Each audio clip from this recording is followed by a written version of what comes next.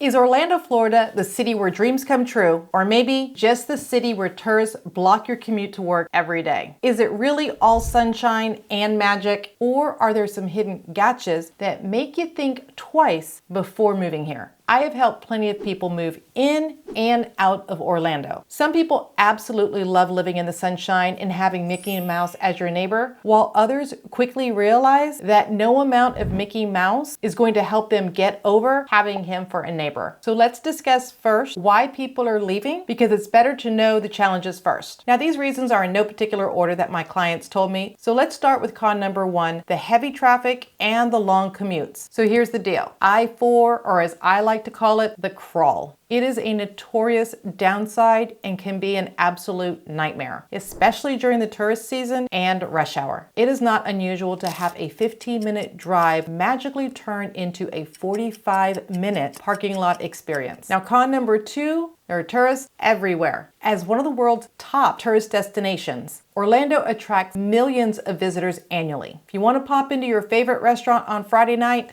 good luck. It is most likely packed. And if you head over to Target and you see a very long line, most likely because they just got a new shipment of Minnie Mouse ears. So if you are not a fan of crowds, this can be very challenging. Con number three, the humidity is real. Orlando summers are hot and humid, but it's Florida. Isn't all of Florida hot and humid? Here, summers are usually in the high 90s, with humidity making your hair look like a science experiment. Trust me, I would know. But hey, at least it's a great excuse to visit the water parks, and personally my favorite is Typhoon Lagoon. Next con that we have up is hurricane season. Yes, Orlando is inland, but that doesn't make it immune to hurricanes. You've seen how massive they are. They literally cross the state. And during hurricane season, which is June through November, you are still exposed to the high winds and the rain. And speaking of high winds, these can bring down trees, power poles, and rip the roof off your houses. Also, this amount of rainfall can often cause flooding. Yes, even inland.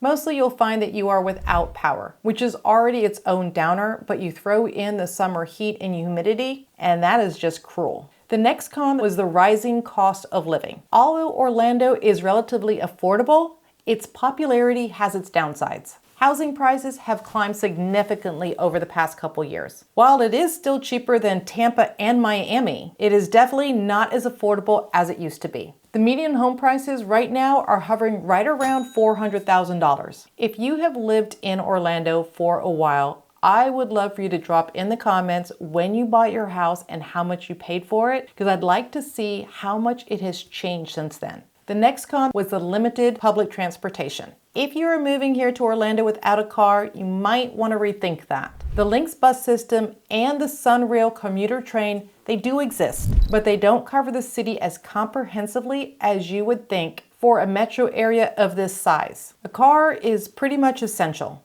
The next con is the overcrowded schools. Orlando's rapid growth has put a strain on the school system. Some areas have excellent school systems, but other areas are very overcrowded, which is a huge concern if you've got children. Make sure you do your research before choosing a neighborhood. Now we've covered the top reasons that had my customers sell their house and get out of Orlando. Have their reasons scared you off from moving to Orlando, or are you still wanting to move here? If you still want to move here, click on the link below and you will get a list of exclusive homes that you can purchase in Orlando. So let's talk about why people want to come to Orlando. The first pro is there is a thriving job market.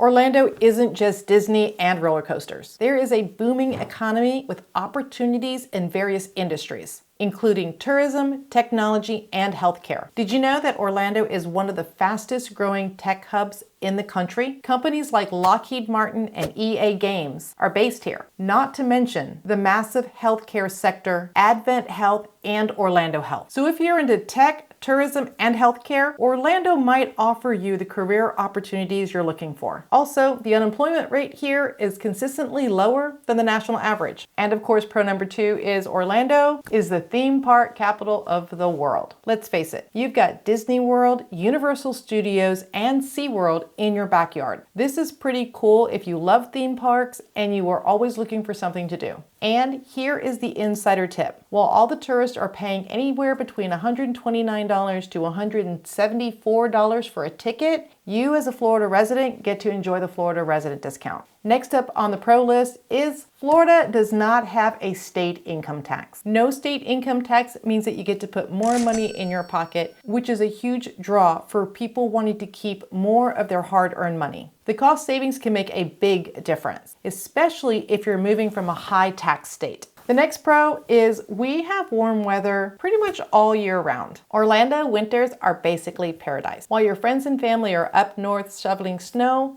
you're sitting poolside in December, sipping on a pina colada. Okay, sure. Summers do feel like a sauna, but that's what air conditioning's for. With over 230 sunny days per year, you will enjoy mild winters and warm temperatures year-round. Next pro is there are several diverse neighborhoods, from the sleek urban vibes of downtown Orlando to the friendly streets of Lake Nona. There is a neighborhood for everyone. If you're looking for luxury, Windermere has you covered. And if you want charm, you're going to enjoy Winter Park. Here in Orlando, you can find your people and your dream home. This next pro is my personal favorite. The beaches are just a short drive away. Yes, Orlando is landlocked, but if you go to the Atlantic coast, you're only about an hour's drive. My personal favorite beaches on the Atlantic side are Cocoa Beach and Daytona Beach. Now, if you're feeling super fancy, you can spend a little over a 2-hour drive to the Gulf Coast. Here you will have crystal clear blue waters. And the next pro is Orlando has an international airport. Whether you're going to jet off to Europe or you're going to take a quick trip to see your friends, or maybe you're just traveling for work, there are plenty of affordable flight options. Plus, it's a lot easier to get around than some major airports like Atlanta.